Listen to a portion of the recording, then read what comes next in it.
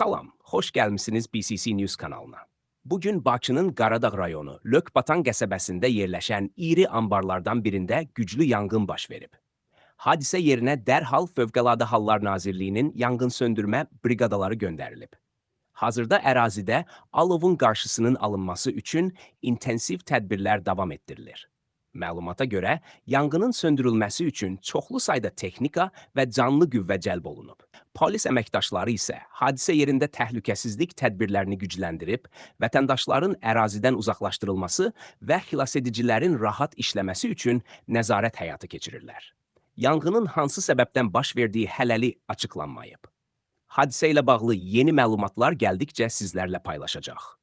Ən son xəbərləri ilk izləyənlərdən olmaq üçün BCC News kanalına abunə olun, videonu bəyənin və fikirlərinizi şərhlərdə yazın. Dəstəyiniz bizim üçün çox önəmlidir. Mənbə BCC News, yerli rəsmi qurumların açıqlamaları.